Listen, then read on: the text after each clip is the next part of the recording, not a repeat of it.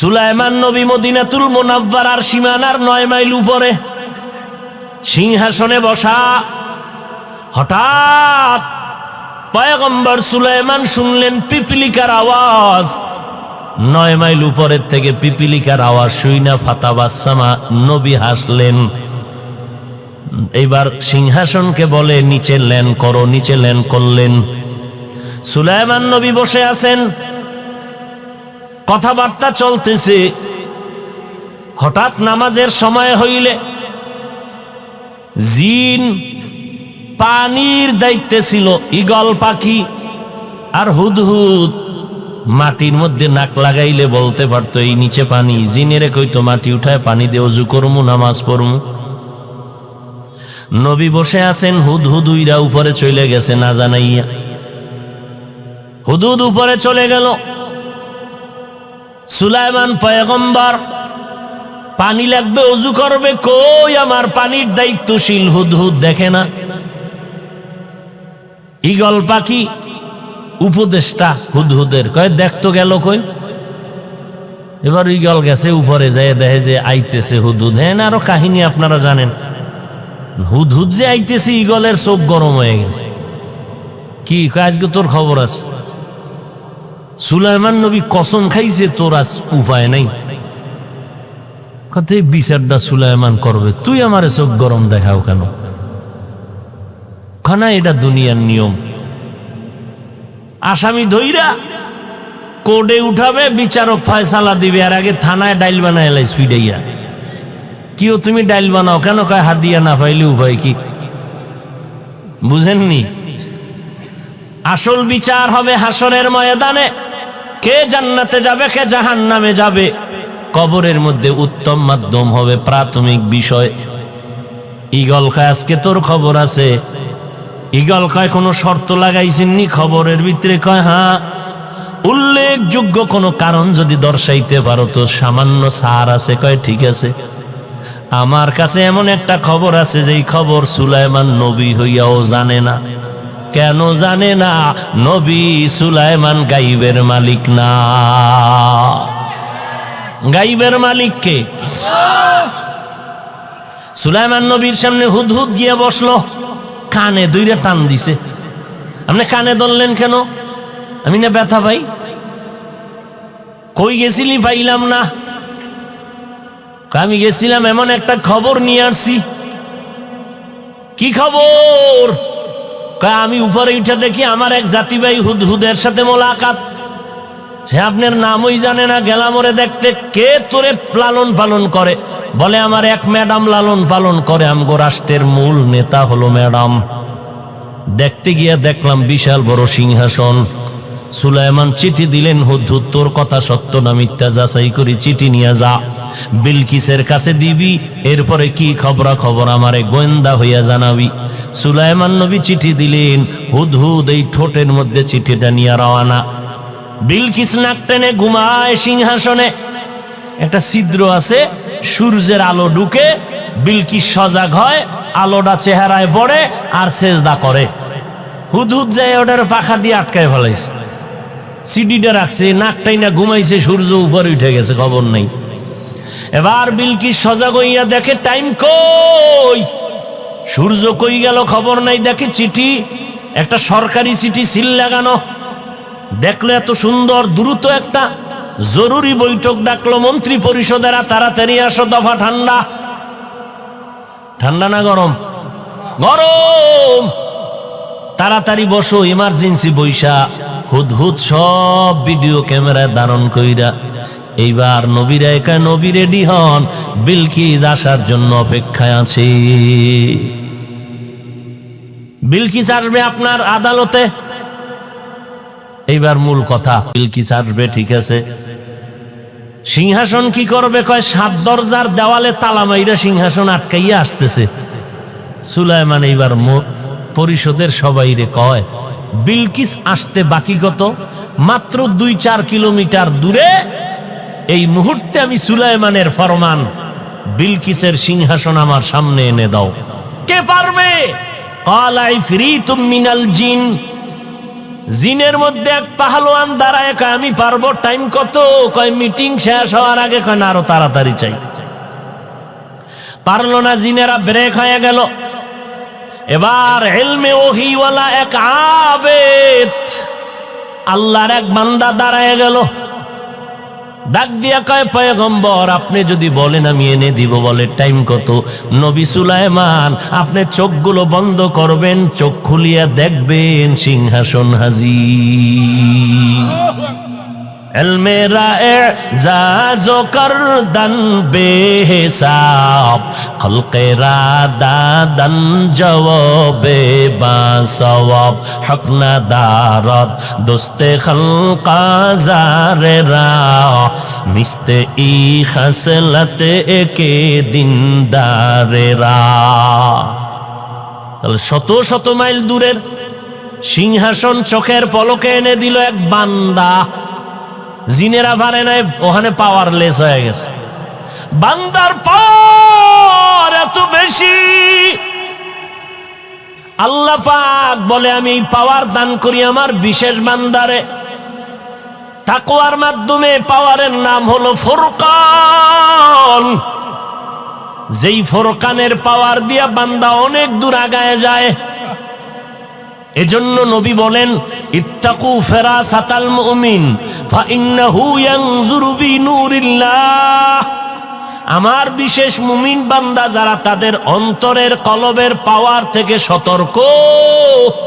তুমি যা দেখো না, খাঁটি আল্লাহর বান্দা অনেক কিছু দেখতে পায় আল্লাহর নূরের আলোর মাধ্যমে, যে পাওয়ার তোমার আমার কাছে নাই।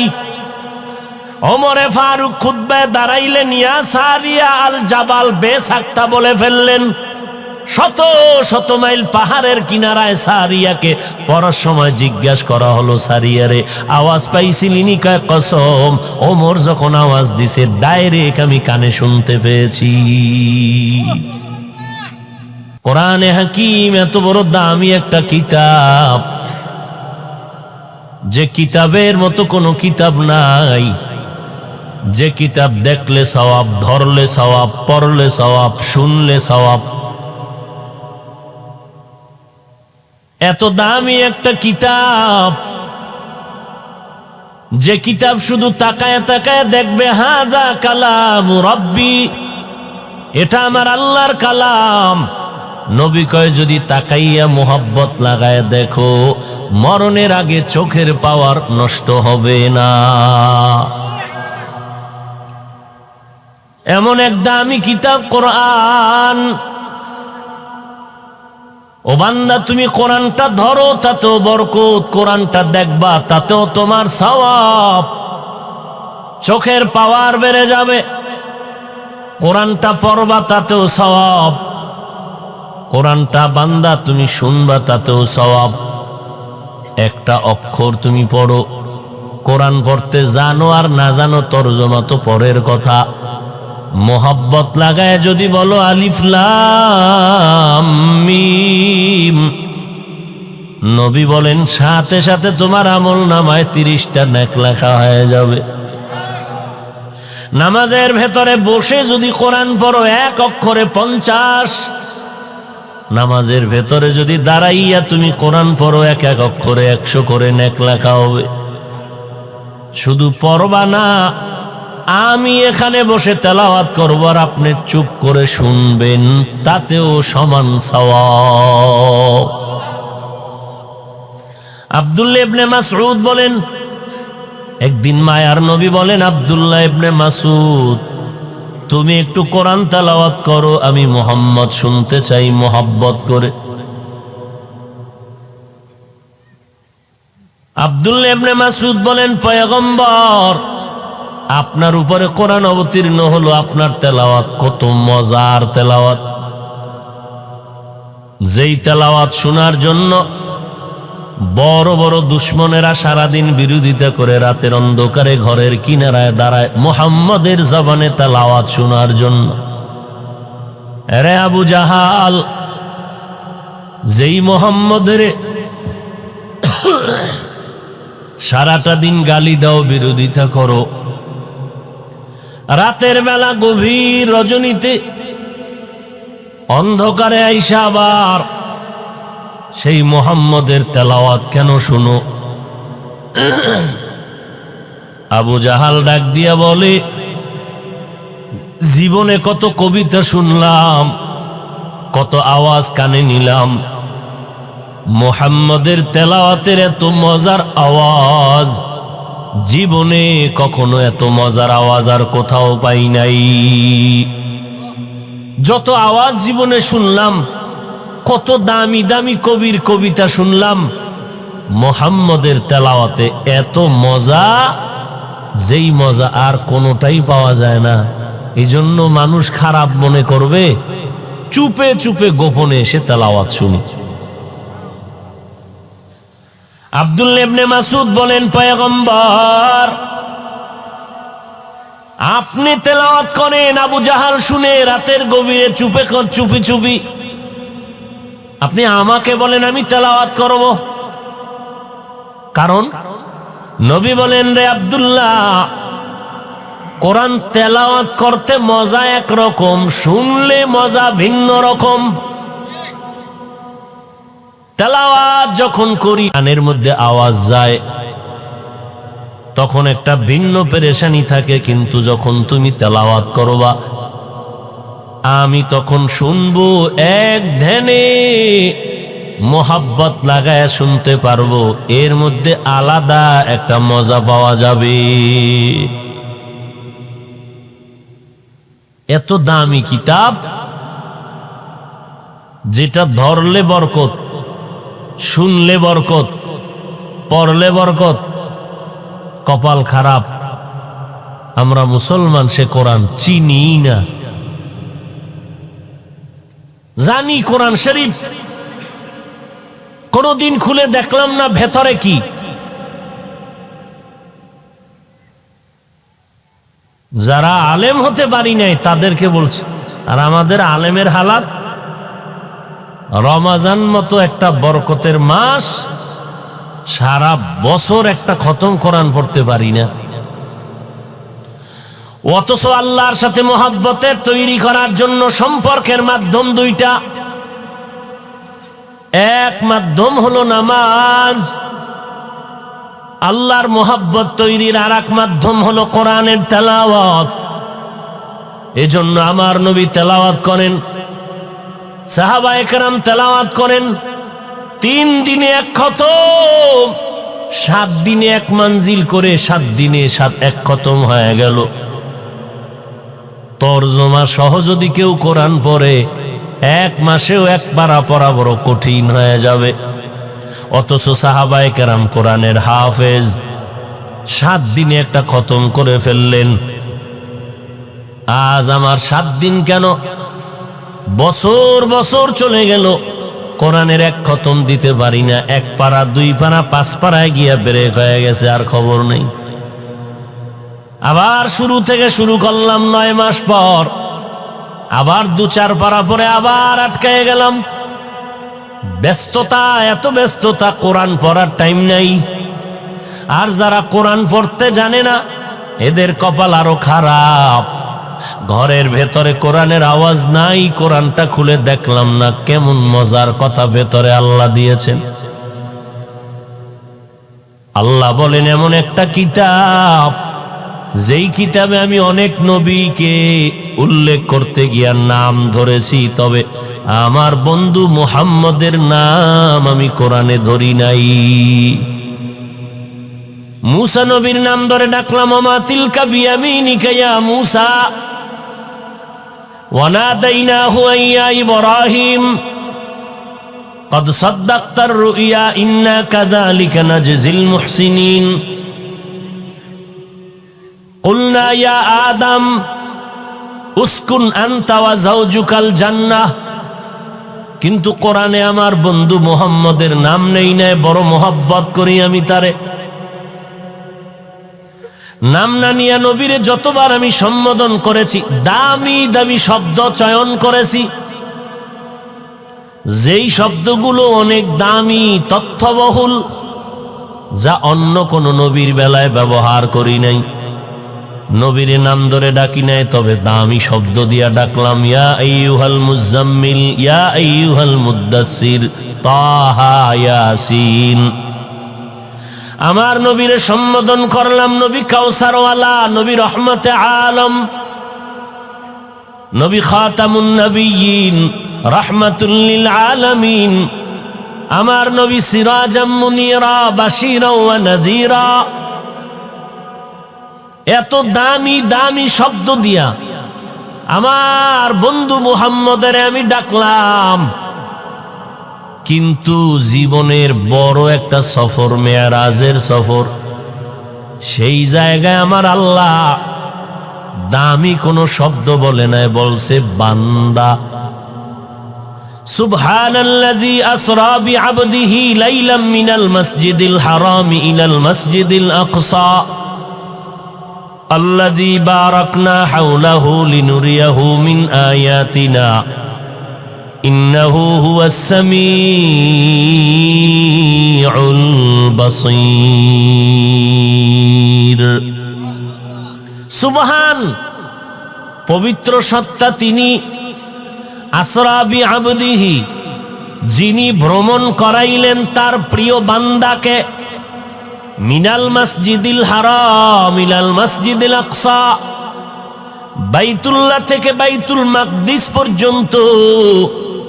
আমার আল্লাহ এখানে নবীরে রহমত বললেন না, এখানে ইমামুল মুরসালিন বললেন না, খাতামুন নবিয়্যিন বললেন না, বাশীরা ওয়া নাযীরা বললেন না। আমার আল্লাহ এমন একটা শব্দ এখানে বললেন যে আমার বান্দা।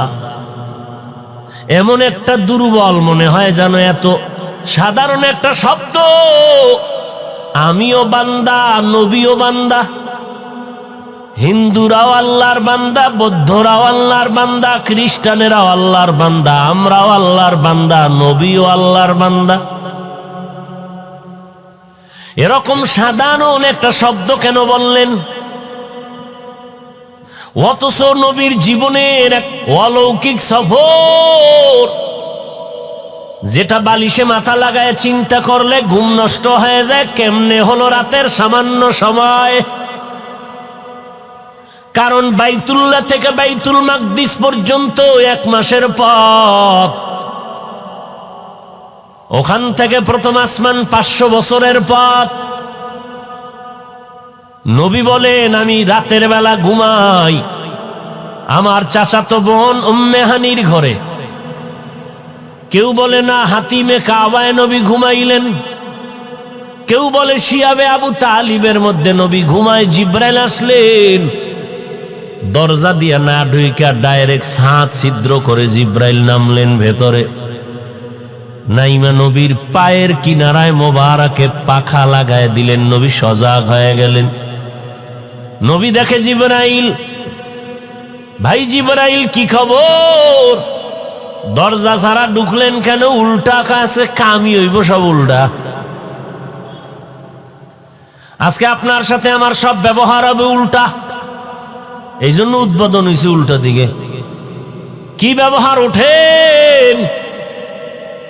নবী বলেন আমারে ধইরা হাতিমে কাবায় নিল, আমারে চিত ভাবে শোয়াইলেন, বুকটাকে চিরলেন, ভেতর থেকে কলব বের করে স্বর্ণের পেয়ালায় রাখলেন, জমজমের পানি দিয়ে ধুইলেন, আবার ভেতরে রাখলেন, আবার মিলায় দিলেন। সেলাই নাই, রক্ত নাই, ব্যথা নাই।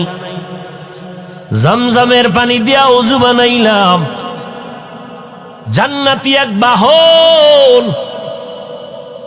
জিব্রাইল বলে নবী বাহনের মধ্যে উঠেন, এটা বোরাক, জান্নাত থেকে নিয়ে আসছি, আমার মাওলায় পাঠাইছেন। হোয়া হুকুম জিব্রাইল কো यूं शिताब बुराक जन्नत से कर इंतखाब सजा उसको ज़ेवर से तू ताब पा फिर उसको तू काबा में लेकर के जा।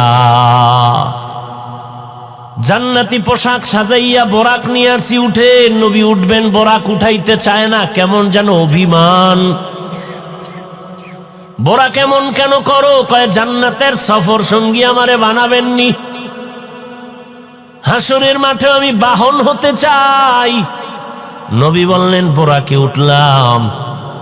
বাইতুল্লাহ থেকে বাইতুল মাকদিস 1 মাসের পথ আমি দেখলাম, চোখের পলকে আমি হাজির। ওখানে গিয়া দেখলাম সব আম্বিয়া কেরাম স্বাগতম জানাচ্ছে আমারে।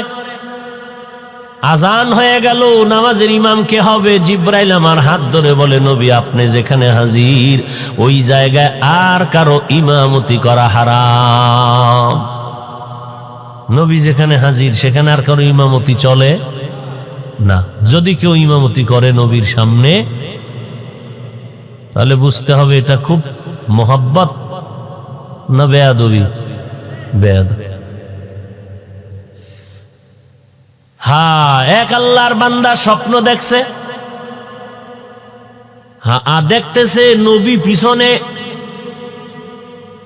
আব্বাজান ইমাম হয়ে নামাজ পড়ায়, আব্বাজান সামনে, পেছনে আমার নবী। স্বপ্ন দেখে বলেছে, স্বপ্ন দেখে চলে গেল। স্বপ্নের ব্যাখ্যাকারী সবাই স্বপ্নের ব্যাখ্যা করতে, এজন্য স্বপ্নের কথা সবাইকে বলাও নিষেধ। আল্লামা ইবনে সিরিনের দরবারে গেলেন। স্বপ্ন দেখার পরে কয়, তাড়াতাড়ি কাফন কিনতে যা, তোর বাবার মরণ। তোর বাবার কি?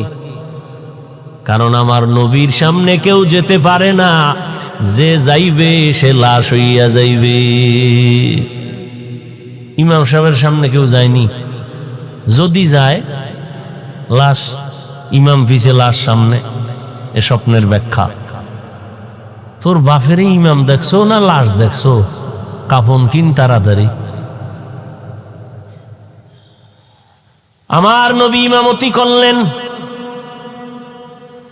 আবার বোরাকের সফর শুরু। বলে নবী 500 বছরের পথ, চোখের পলকে চলে গেলাম। গিয়া দেখলাম আসমানে 2টা দরওয়াজা, জমরাদ ইয়াকুত পাথর দ্বারা বানানো দরজা, তালা লাগানো, নূরের তৈরি তালা। জিবরাইল কয়, দরজা খোল।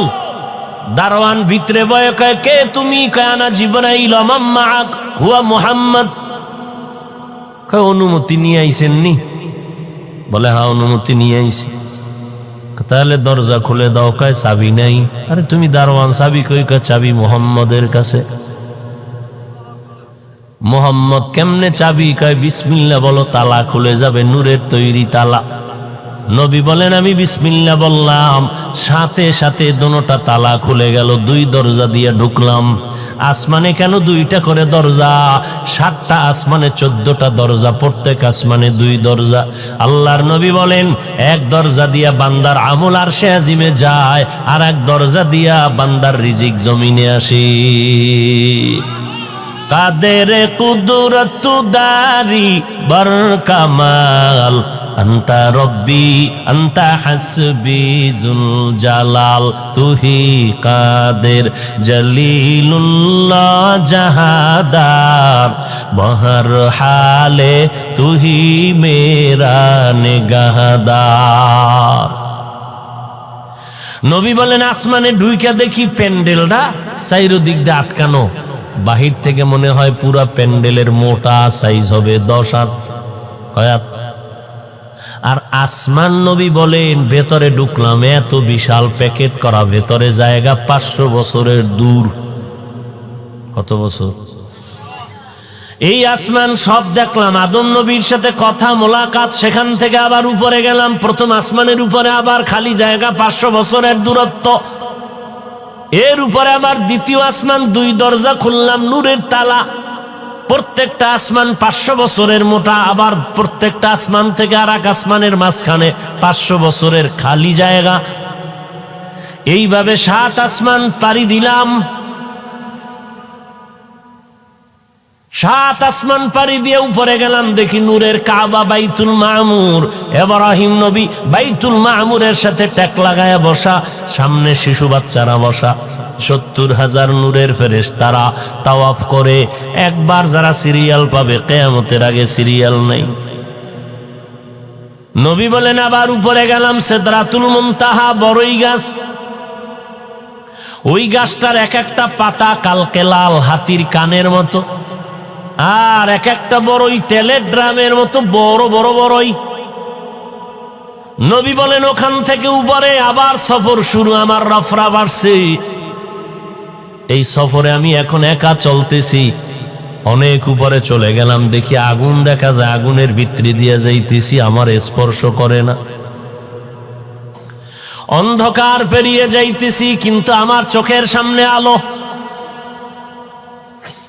আবার অনেক উপরে গিয়া দেখি পানি, চতুর্দিকে পানি, মাঝখান থেকে আমার বাহন চলছে দ্রুত গতিতে, কিন্তু পানি আমার শরীর স্পর্শ করে না। পানির স্তর পারাইয়া অনেক উপরে গিয়া যখন দেখলাম নূরের তৈরি আরশে আজিম পানির উপরে হাজির। 8 জন ফেরেশতা নূরের তৈরি আরশে আজিমটা কাঁধে নিয়ে দাঁড়ানো, তাদের পা হলো 7 জমিনের নিচে। আমি আরশে আজিম ঘুরে ঘুরে দেখতেছি, দেখি বিশাল একটা তক্তা দেখা যায়, তক্তা, যেই তক্তার ভেতরে কোরআন শরীফ 30 পারা সুন্দর করে সাজাইয়া লেখা। নবী বলেন এবার আরো উপরে গেলাম। অনেক উপরে গিয়া দেখি আমার মাওলা পাকের কুরসি, চেয়ার, ওয়াসিয়া কুরসিয়্যুহুস সামাওয়াতি ওয়াল আরদ। এত বড় নূরের তৈরি চেয়ার, 8 জন ফেরেশতা কাঁধে নিয়ে দাঁড়ানো, তাদের পা জমিনের নিচে। আমার মাওলার কুদরতের আসন, আমার মাওলা 70,000 নূরের পর্দার মাঝে। আমার আল্লাহ আমারে দাওয়াত দিয়া নিয়া পর্দাগুলো এক একটা ফাঁকা করলেন, সরাইয়া সরাইয়া। মাত্র একটা পর্দা রাখি আমার মাওলা আমারে কাছে বসায়া কথা বললেন। কত টাইম গেছে জানি না, মক্কা থেকে অজু বানায় গেছি জমজম পানি দিয়া, আইসা দেখি আমার অজুর পানি এখনো গড়ায় ভরে।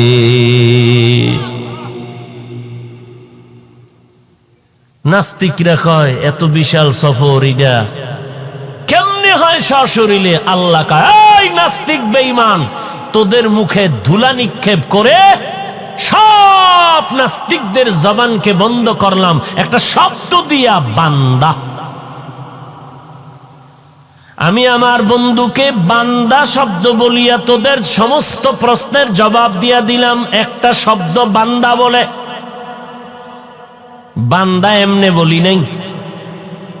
আমার নবীকে মেরাজের ঘটনার ক্ষেত্রে বান্দা বলে কেন সম্বোধন করলেন? তার 3টা কারণ।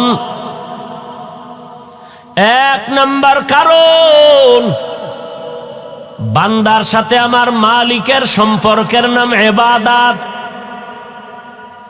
ইবাদত যারা করে তাদের নাম আবেদ, যার ইবাদত করে তিনি মাবুদ। আর সারা দুনিয়ার মধ্যে ইবাদত করনেওয়ালার ভেতরে আমার নবীর মতো ইবাদত করনেওয়ালা কেউ নাই। আমার নবী হলেন শ্রেষ্ঠ ইবাদত করনেওয়ালা। সারা রাত নবী নামাজে কাটাচ্ছেন। সাহাবী বলতেছেন নামাজে, আমিও পিছনে। নবী আলহামদু শেষ করলেন, সূরা বাকারা বিশাল এক সূরা লইছেন, মনে হয় 2-3 পৃষ্ঠা বইরা রুকুতে যাবেন, খবর নেই। পড়তেছেন, নবী পড়তেছেন, তেলাওয়াত চলতেছে, সূরা বাকারা শেষ। এবার রুকুতে যাবেন, কয় না, বিসমিল্লাহ শুরু। আবার সূরা আলে ইমরান শুরু করলেন। প্রথম রাকাতে এখনো রুকু সেজদার খবর নেই। সূরা আলে ইমরানের মাঝামাঝি গিয়া ভাবলাম এখন রুকুতে যাবেন, না, পুরা আলে ইমরান শেষ। এবার নবী রুকুতে যাবেন, কয় না, নেসাও শুরু করলেন। সূরা নেসা চলতেছে চলতেছে চলতেছে চলতেছে, দীর্ঘ টাইম পড়তেছেন। প্রথম রাকাতে রুকুর খবর নাই। কেমন মায়ার নবী আমার! বুঝানো বড় কঠিন জিনিস, সময়ের বড় বরকত। আমরা 1 পারা কোরআন পড়তে 1 পারা 30-35 মিনিট লাগে, কিন্তু আমগো কোরআন একটা খতম দিতে 1 দিন, 4 দিন, 7 দিন না 10-15 দিন চলে যায় 1 খতম। আর যদি লাগাতার কোনো কথা নাই, ফাঁকে ফাঁকে শুধু বাথরুমে যাব, আর খানা দানার চিন্তা নাই। এক নাগারে যদি কোরআন পড়ি তাহলে আশা করা যায় 1 রাত 2 রাত 3 দিনে কোরআন খতম করা যাবে। সব বাদ দিয়া একুরেট বাথরুম ছাড়া বাকি সময় কোরআনের পিছনে দিলে। কিন্তু আমাদের আকাবিরিনরা কেমনে 24 ঘন্টায় এক খতম করলেন? এটা বুঝার জিনিস, বুঝানোর জিনিস না। কেমনে বুঝাই? আগে 100 বছর আগে আমগো বাংলাদেশের মানুষ হজে যাইতো, নদী পথে যাইতো নি মুরব্বীরা? কথা হয় না? স্টিমারে কয় ঘন্টায় যাইতো? কেউ জানা থাকলে বলেন। 3 মাস, 2.5 মাস, আরো বেশি। ওই সময় যদি আমি বাইসা থাইকে একটা বয়ান দিতে পারতাম যে তোমরা সব পাগল হয়ে গেছে, মক্কা যাইতে 3 মাস লাগে, মাত্র 6 ঘন্টা, চ্যালেঞ্জ। আর ওই সময় যদি আমগো কালা চশমার হুজুরও বাইসা থাকতেন, আমারে কাফের কইতে আর বিসমিল্লাহ লাগতো নি। কথা বুঝেন? বুঝবেন, আজ বুঝবেন না, 6 মাস পরে বুঝবেন। বুঝেন নাই? ইনজেকশন যে কয়টা দিছি জাতি বুঝছে একটু দেরিতে, একটু দেরিতে বুঝে। প্রথম বুঝে না, এই জন্য বিরোধিতা করে। হ্যাঁ, ওই কে জানি বয়ান করলেন একটু আগে, মুসা নবী আর খেজর আলাইহিস সালামের ঘটনা কইছে, মজার কথা কইছে।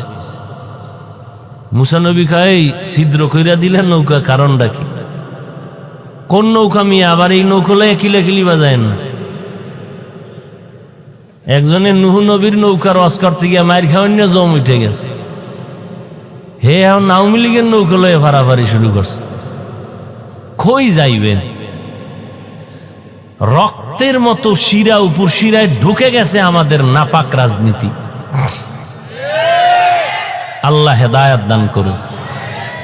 চরমনের সৈয়দ ফজলুল করিম রহমতুল্লাহ আলাই, তিনি ঢাকার শহরে দাঁড়াইয়া কাফনের কাপড় মাথায় নিয়ে বলেছিলেন যে নারীর সাথে এক টেবিলে বৈশা ইফতারি খাবো, যদি বাংলাদেশের মুফতিদের ফতুয়া বোর্ড ফতুয়া দেয় যাবে, তাহলে আমি ফজলুল করিম যাব, না হয় যাব না। কারণ আমি রাজনীতি করি না, আমি রাজনীতি করি না, আমি ইবাদত করি। আর ইবাদত হতে হবে আল্লাহর মোহাব্বতে, রসুলের তরিকায়। একজন ফিসাবের নাম আমারে পারলে কন্যা বাংলাদেশে, যেই ফিসাব বলে যে নামাজ পড়ো না, ঘরে টেলিভিশন, মাইয়া পর্দা করে না, ছেলে সুদের টাকায় কাজ করে, সে আমার দরবারে আসবা না, আমার কাছে মুরিদ হবা না। মুরিদ হইলে আমি তাকে ফজলুল করিম মুরিদ বলে স্বীকার করি না। এই রকম বলনেওয়ালা আর একটা ফিসাবের নাম কও।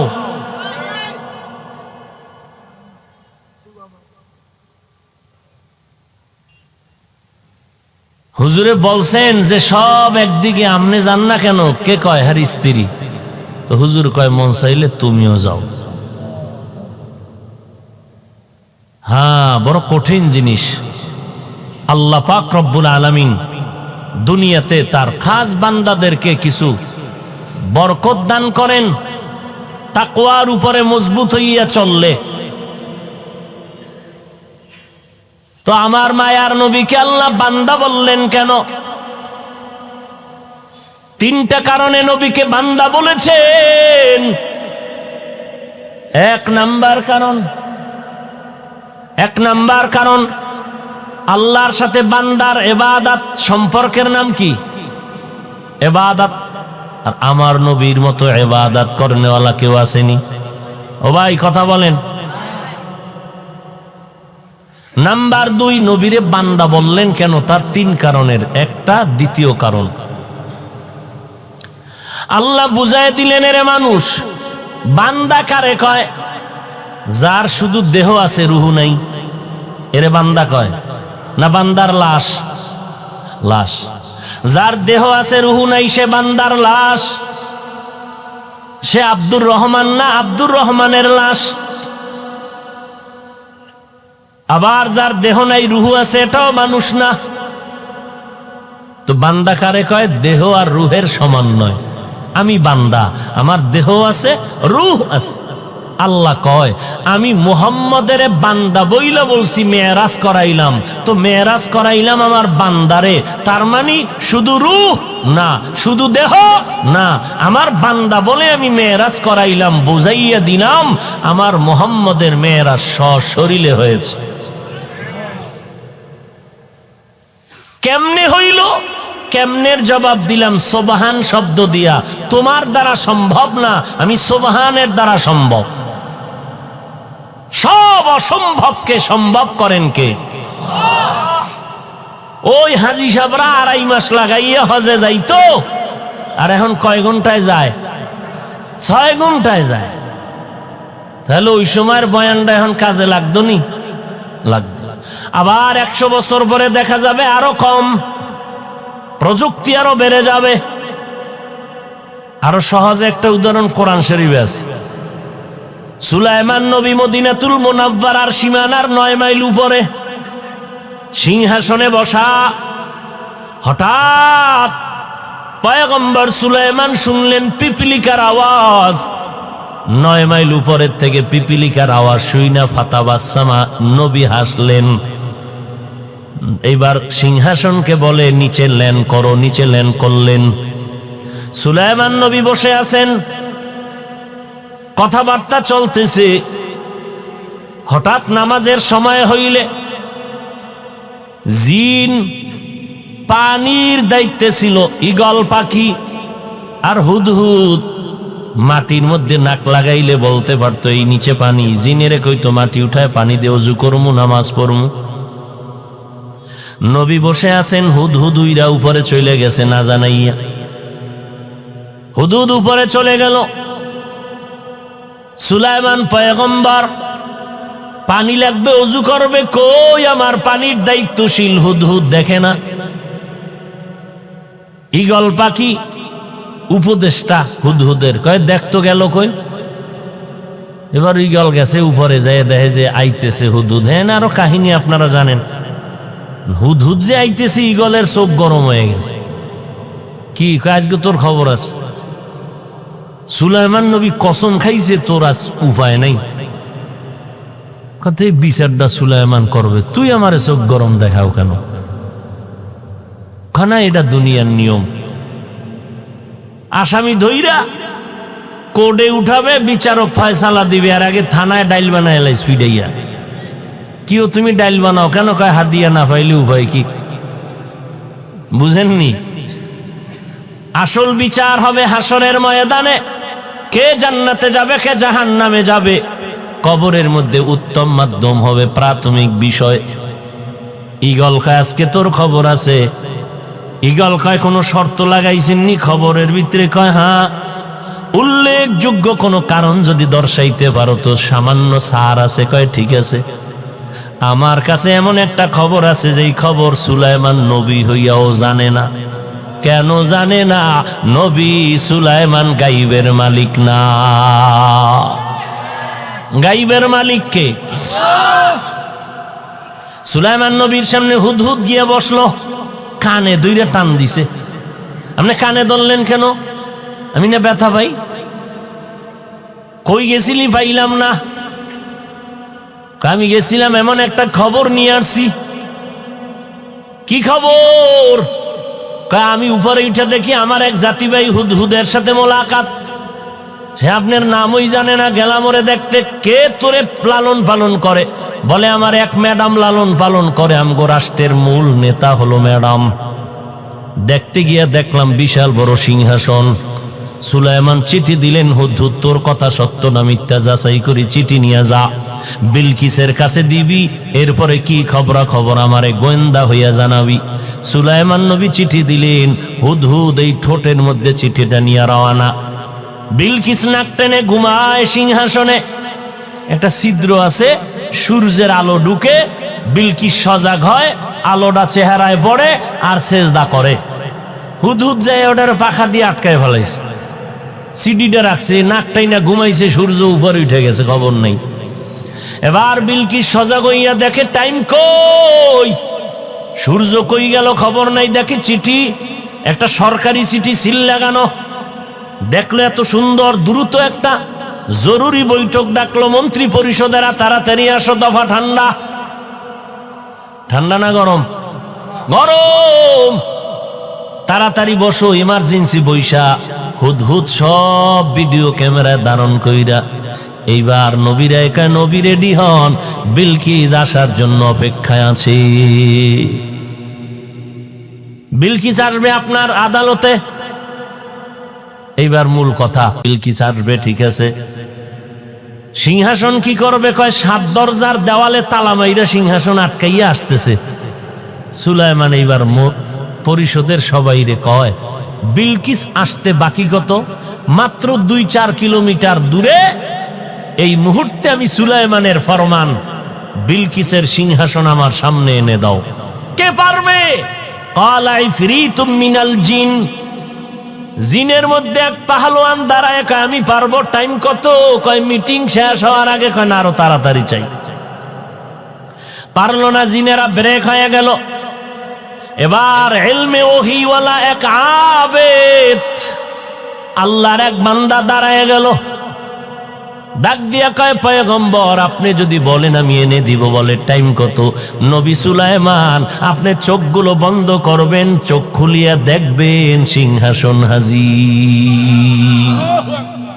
ইলমে রা'জাজো করদন বেহিসাব, খলকে রাদাদন জওয়াবে বাসওয়াব, হক না দারদ দোস্তে খলকা জারে রা, মিস্তে ই খসলতে কে দিনদারে রা। তাহলে শত শত মাইল দূরের সিংহাসন চোখের পলকে এনে দিল এক বান্দা। জিনেরা পারে নাই, ওখানে পাওয়ারলেস হয়ে গেছে। বান্দার পাওয়ার এত বেশি, আল্লাহ পাক বলে আমি এই পাওয়ার দান করি আমার বিশেষ বান্দারে। তাকওয়ার মাধ্যমে পাওয়ারের নাম হলো ফুরকান। যেই ফুরকানের পাওয়ার দিয়া বান্দা অনেক দূর আগায় যায়। এজন্য নবী বলেন, ইত্তাকু ফিরাসাতাল মুমিন ফাইন্নাহু ইয়ানজুরু বিনুরিল্লাহ। আমার বিশেষ মুমিন বান্দা যারা, তাদের অন্তরের কলবের পাওয়ার থেকে সতর্ক। তুমি যা দেখো না, খাঁটি আল্লাহর বান্দা অনেক কিছু দেখতে পায় আল্লাহর নূরের আলোর মাধ্যমে, যে পাওয়ার তোমার আমার কাছে নাই। ওমরে ফারুক খুতবায় দাঁড়াইলেন, ইয়া সারিয়া আল জাবাল বেসাক্তা বলে ফেললেন। শত শত মাইল পাহাড়ের কিনারায় সারিয়াকে পড়ার সময় জিজ্ঞাসা করা হলো, সারিয়ারে আওয়াজ পাইছিলিনি? কয় কসম, ওমর যখন আওয়াজ দিছে ডাইরেক্ট আমি কানে শুনতে পেয়েছি। এই পাওয়ার বান্দা হিসাবে আমার মাওলা দান করেন। নবীরে বান্দা বলার 3 কারণ, 2টা শেষ, আর একটা কইতাম নি। এই এলাকায় কিলাকিলি আছে না? বান্দা বলার 3 নাম্বার কারণ হলো, যারা নবীরে নূর আর মাটি নিয়ে কিলাকিলি বাজাও, তাদের জন্য টাটকা জবাব হলো আমার নবী বান্দা। আমার নবী বান্দা, আমার নবী আব্দ, আমার নবী আবেদ। আল্লাহর স্থায়ী সিদ্ধান্ত, মাটির সৃষ্টি শ্রেষ্ঠ মানুষ, নূরের সৃষ্টি শ্রেষ্ঠ না, আগুনের সৃষ্টি শ্রেষ্ঠ না। সিদ্ধান্ত আমার আল্লাহর, অস্থায়ী নয়, বড় স্থায়ী সিদ্ধান্ত। মানে নাই কে? মানে নাই? ইবলিস। ইবলিস মানলি না কেন? কয় গায়ের জোরে। কয় না না, আল্লাহ গায়ের জোরে না তো। যুক্তির ব্যানারে। কি যুক্তি? কেন যুক্তিটাও ফালাইয়া দেওয়ার মতো না। খালাকতানি মিন নারিন ওয়া খালাকতাহু মিন তিন। আল্লাহ আমারে বানাইছেন আগুন দ্বারা, আদম রে মাটির দ্বারা। আগুনের গতি উপরে, মাটির গতি নিচে। তো যুক্তিও ঠিক আছে যে আমি নত হব কেন, আদম আমারে সেজদা করবে। যুক্তিটা একেবারে ফালাইয়া দেওয়ার মতো না। কিন্তু আল্লাহ তো রাগ হয়ে গেলেন, এরে ইবলিস, যুক্তি দিবি ঠিক আছে, তবে আমার সামনে কেন? লেখাপড়া করছো, শুদ্ধ ভাষা ছাড়া কথা নাই। খুব চমৎকার, শুদ্ধ ভাষায় বক্তা সাহেব বয়ান করেন, এটা একটা ইন্টারন্যাশনাল ম্যানের পরিচয়।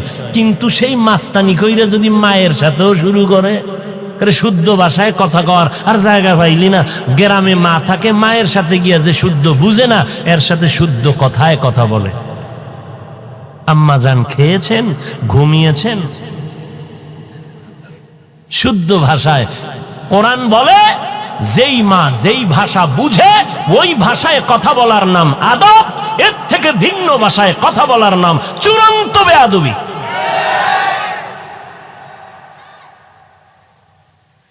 ভাইরা আমার, যুক্তি দিয়েছ, আল্লাহ কয় যুক্তি ফালায় দেওয়ার মতো না, তবে আমার সামনে কেন? আমি তোর মালিক, তুই আমার গোলাম। গোলামের কাজ হলো মালিকের কথা বুঝে আসুক না আসুক মেনে নিবে, এর নাম গোলামি। যুক্তি দিলি কেন? তোরে আমি এত ভালো জানলাম, আমি আল্লাহ তোরে ইবাদতে খুশি হইয়া তোরে আমি টাইটেল দিলাম, তুই আরেফ, তুই আবেদ, তুই খাজেন, তুই বুজুর্গ, তুই মুত্তাকি, তোর মতো দামি কেউ নাই, তোরে ফেরেশতার ওস্তাদ বানাইলাম। সামান্য যুক্তিটা দিলি কেন? আমি মানতে পারি না, তোকে আজকে বের করে দিলাম, ফাখরুজ, বের হয়ে যা। একদিন আর 2 দিন না, 100-200 বছর না, আজীবনের জন্য জাহান্নামী করে দিলাম। কেন? গায়ের জোরে আদমের মানে নাই, বিষয়টা এমন না। মাটির সৃষ্টি শ্রেষ্ঠ, এটা আমি মাওলা পাকের সিদ্ধান্ত। আমার কাছে নূরের সৃষ্টি শ্রেষ্ঠ না, আগুনের সৃষ্টি শ্রেষ্ঠ না। আমার সিদ্ধান্তটাকে মানলি না কেন? কয় গায়ের জোরে না, যুক্তির ব্যানারে মানলি না কেন? আমি আল্লাহ তোরে আর সহ্য করে নিতে পারলাম না, বের হয়ে যা। অতএব যারা আমার নবীরে এইভাবে নূরের সৃষ্টিকে সৃষ্টির শ্রেষ্ঠ মনে করে, মাটির সৃষ্টিকে শ্রেষ্ঠ মনে করে না, যুক্তি দিয়া যারা মানতে চায় না, এদের অন্তরেও মনে হয় ইবলিসের মোহব্বত কাজ করে। আল্লাহ হেদায়েত দান করেন। আর দ্বিতীয় কথা হইল, নবী কিসের তৈরি? আগুনের না মাটির না নূরের? এই প্রশ্ন ওই ব্যক্তি করবে, আর ওই ব্যক্তিকে জবাব দিব যার পা হইতে মাথার তালু পর্যন্ত রসুলের সুন্নতে সাজানো। আর যে লোকটা দাড়ি নাই, টুপি নাই, নামাজ নাই, পর্দা নাই, গাঞ্জা খায়, বিড়ি টানে, এই লোকটার জানার অধিকারই নাই নবী কিসের তৈরি। ওরে জিগাইলি খালি ফিডা, কারণ রসুলের দুশ্মনের কোনো অধিকার নাই জানার রসুল কিসের তৈরি। আগে সুন্নতের টুপি লাগাও, আগে নবীর তরিকায় দাড়ি লম্বা করো, নবীর তরিকায় পর্দা করো, নবীর সুন্নতের মালা গলায় লাগাও। অন্যায় করেছ, আমার আল্লাহ চায় না তুই জাহান্নামে যাবি। আল্লাহ কয় আয় আয়, কই যাইতেছো? তওবা কর। 1 সেকেন্ডে বান্দা যদি তওবা করতে পারো, আমি আল্লাহ তোর জিন্দেগীর গুনাহ 1 সেকেন্ডে মাফ করে দিব। বিশাল বড় লবণের পাহাড়, কর্মচারীরে বললাম এই পাহাড়টাকে নিস্তে নাবুদ করে দাও, সময় লাগবে 3.5 মাস। আল্লাহ কয় আমার কাছে খুব পদ্ধতি আছে, 1 সেকেন্ড লাগবে না, আমি কুদরতের পানি দিয়া ধাক্কা দিব, লবণের পাহাড় নিমেষেই ধ্বংস হয়ে যাবে, নিশ্চিহ্ন হয়ে যাবে। ও বান্দা, গুনার পাহাড় যা 80 বছরে তৈরি করেছো, অল্প অল্প করে গুনাহ, প্রথম টানছো বিড়ি, এরপরে গেছো গাঞ্জায়। রাতারাতি তুই গুনার পাহাড় গড়ো নাই, ক্রমান্বয়ে করেছো। প্রথম বেদবি বাবার সাথে, তারপরে মায়ের সাথে, এরপরে গেছো আলেমের সাথে। এইভাবে যারা গুনার পাহাড় তৈরি করেছো, আমি মাওলার রহমতের পানি, তুই যদি 2 ফোঁটা চোখের পানি ছেড়ে দাও, আমি আল্লাহ কুদরতের পানি দিয়ে তোর ওই গুনার পাহাড়ের ধাক্কা দিব, তোর আমল নামায় একটা গুনার চিহ্ন থাকবে না। অতএব বান্দা তওবা করো। ভাইজান, সাহাবায়ে কেরাম কত দামি, ইলমওয়ালা, আমলওয়ালা, তাকওয়াওয়ালা, ইখলাসওয়ালা, জান্নাতের টিকিট হাজির। এরপরেও আবু বকর সারা রাত কান্না করলেন, ওমর কাঁদলেন, ওসমান কাঁদলেন, আলী কাঁদলেন। জীবনভর সাহাবায়ে কেরাম যদি এত আমল করিয়া কাঁদেন, আপনার আমার কি পরিমাণ কান্না দরকার, কি পরিমাণ কান্না দরকার। কান্না তো করি না, কেউ যদি কান্না করে তাও পছন্দ করি না। হাসি হাসি বসে বসে, আরে লোকটার লজ্জা নাই, কেমনে কাঁদে। চিন্তা করছেন দুনিয়া কেমনে উল্টায় গেছে। অথচ একটা লোক মোনাজাতে কান্না করে, যে কাঁদে না তাকে প্রশ্ন করা দরকার, তোর লজ্জা লাগে না, তোর চোখে পানি নাই? আগুনের বাস্তবতা গরম, তো একটা লোক আগুনের পাশে বসা, শরীর যদি গরম না লাগে তখন বলবে আশ্চর্য, তোর শরীর গরম হয় না কেন? ঠিক মাওলা পাকের মোহাব্বতের দরিয়ায় যারা থাকবে এরা তো জাহান্নামের ভয়ে কাঁদবে। নবী যদি কাঁদেন, সাহাবায়ে কেরাম কাঁদেন, আপনার আমার চোখে পানি নাই, এটা কামালিয়াত না, বরং এটা বড় অভিশপ্ত জিন্দেগি। আমার কলব গুনায় গুনায় গুনায় পাথর হয়ে গেছে, এজন্য চোখে পানি আসে না। চোখের গুনাহ, হাতের গুনাহ, কলবের গুনাহ, অন্তরের কল্পনার গুনাহ। আর এখন তো গুনার ফ্যাক্টরি পকেটের মধ্যে নিয়ে ঘুরি। পৃথিবীর কেউ জানবে না আমি রাতের বেলা কি অপরাধ করতেছি, কেউ জানবে না। মোবাইলের মাধ্যমে গুনার প্র্যাকটিস চলতেছে। গুনাহ করতে করতে করতে করতে বান্দা সীমা লঙ্ঘন করলে আল্লাহ বিচার দুনিয়ায় শুরু করেন। তওবা করলে মাফ, আর গুনার কারণে কলব শক্ত, শক্ত কলবে পানি আসে না। নবী বলেন কলবকে নরম করার একমাত্র ব্যবস্থা রাতের তাহাজ্জুদের নামাজ। আমরা আল্লাহরে চাইনি, কথা কন না কেন? জান্নাত চাইনি, চাই গুনাহ মাফ চাইনি, চাই দুনিয়াতে শান্তি চাইনি। আল্লাহ দেওয়ার জন্য আসতেছেন না, আল্লাহ এসে ঘুরে যায়, আমরা দরজা আটকায় বন্ধ করে রয়েছি, তাহলে শান্তি কেমনে পাবেন? আল্লাহর কসম, ফজর, জোহর, আসর, মাগরিব, এশা, এই নামাজ ফরজ না সুন্নত? ফরজ। এটা তো আপনার বাধ্য করাই লাগবে। এটার ভিতরে কামালিয়াত কম, কারণ এটা আপনার ডিউটি, আপনার 8 ঘন্টার ডিউটি, এটা আপনার বাধ্য। আপনি তো মালিকের মন পাইবেন ওভার ডিউটি করলে। আমার আল্লাহ তো 5 ওয়াক্ত বাধ্য করে দিলেন। আল্লাহ কয় এই টাইম না, আমি তো প্রথম আসমানে আসি 3য় অংশে রাতের শেষ ভাগ, ওই সময় তো দেওয়ার জন্য আসি। কার জান্নাত লাগবে চাও, কার টাকা লাগবে বল, গুনাহ মাফ লাগবে বল, জান্নাত লাগবে বল, হায়াত বাড়ানো লাগবে বল, এলেম লাগবে বলো, এলেমের নূর লাগবে বলো। এলেম শিখা এক জিনিস, আর এলেম অনুযায়ী বান্দা আমল আর এক জিনিস। এলেম শিখলাম, এলেমে আমাকে গুনাহ থেকে বাঁচায় না। এই এলেম দিয়া দাম কি? যেই এলেমে আমাকে হাসাদ থেকে বাঁচাইতে পারে না।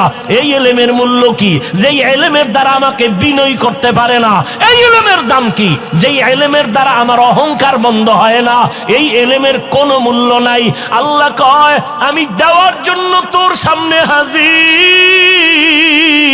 প্রথম আসমানে আসি, প্রত্যেকটা দিন একটা রাত্র বাদ নাই, তোকে দেওয়ার জন্য আসি। তুই খাতা গায়ে দিয়া ল্যাপ মুড়ো দিয়ে ঘুমাচ্ছ, তা তুই পাবি কসু? যাদেরকে দিছি এরা নেওয়ার জন্য রাত্রে কানছে। হাজী এমদাদুল্লাহ চাইছে জাহিরি এলেমের কেলাস ছাড়া তার সিনায় দিয়ে দিছে। তুমি তো 15 বছর ক্লাস করেছো, হাজী এমদাদুল্লাহকে ক্লাস ছাড়া এলেমের নূর সিনায় দিয়েছি। যেই নূরের আলোতে আলোকিত হওয়ার জন্য এলেমের জাহাজ রশিদ আহমদ দৌড়াইলো, কাসেম নানতবি দৌড়াইলো, আশরাফ আলী থানবী দৌড়াইলো হাজী এমদাদুল্লাহর আল্লাহর দেওয়া মারেফতের নূরের আলো নেওয়ার জন্য। আমি দিতে চাই, তুমি নাও না, এরপরে যদি কেউ আল্লাহর কাছে চাইছি দেয় না, কেমন ফিডা দরকার? আল্লাহ দেওয়ার জন্য আসছেন ভোর রাত্রে, আর তুমি নাক টেনে ঘুমাইলা। আর বলবা আমি তো নামাজ কামাই দিই না, 5 ওয়াক্ত পড়ি। ওরে ওভার ডিউটি বন্ধ কেন? হায় হায় হায় হায় হায় হায়। এই জন্য আমার রসুল একদিকে মুস্তাফা, আমার রসুল আর একদিকে মুজতবা। বড় কঠিন জিনিস। ও ছাত্র ভাইয়েরা, সারা দুনিয়ার মানুষ থেকে বাছাই কইরা আল্লাহ এলেমের দরজায় এক দলকে নিয়েছেন, এখান থেকে আরেকটা বাছাই হবে। এই বাছাইয়ে যে টিকবে সে হবে মুবাল্লিগ, সে হবে মুজাহিদ, সে হবে দ্বীনের দায়ী। মাদ্রাসায় আসাই কামিয়াবির দরজা নয়, এখানে আরেকটা বাছাই হবে। মুস্তাফা, অন্যদিকে মুজতবা। আল্লাহু ইয়াস্তাফি, আল্লাহু ইয়াজতাবি। অতএব আমরা বান্দা, আর কিছু না। আমগো কোনো টাইটেল মাইটেল নাই। আমগো আসল টাইটেল, আসল পরিচয়, আমরা আল্লাহর গোলাম। মাওলার সাথে আপনার আমার সম্পর্কের নাম ইবাদত। ইবাদতের মধ্যে ওই ব্যক্তি প্রিয় যে মূল ডিউটির পরে ওভার ডিউটি করে। 5 ওয়াক্ত নামাজ মূল, ইশরাক, আওয়াবিন, চাষ, তাহাজ্জুদ ওভার। রমজানের রোজা এটা মূল, সোমবার বৃহস্পতিবার ওভার। বছরে যাকাত দিবেন মূল, অন্য টাইমে মাহফিল, মাদ্রাসা, এতিম, অসহায়, রাস্তাঘাট, কালভার্ট সহজে সহযোগিতা করবেন ওভার। জীবনে হজ করবেন টাকাওয়ালারা একবার মূল, ফাঁকে ফাঁকে উমরা করবেন ওভার। ওভার ডিউটির জন্য আল্লাহ পাক অনেক খুশি হইয়া এদেরকে অনেক মর্যাদা আর অনেক পাওয়ার দান করেন। বুখারী শরীফে আছে, ওদিকে আর ঢুকলাম না। আল্লাহ পাক রব্বুল আলামিন খাঁটি আবেদ আল্লাহর পেয়ারা বান্দা হওয়ার তৌফিক দান করেন, আমিন। ওয়া আখিরু দাওয়ানা আনিল হামদুলিল্লাহি রাব্বিল আলামিন। সুবহানাল্লাহি ওয়া বিহামদিহি, সুবহানাকাল্লাহুম্মা বিহামদিকা, আশহাদু আল্লা ইলাহা ইল্লা আনতা, আস্তাগফিরুকা ওয়া আতুবু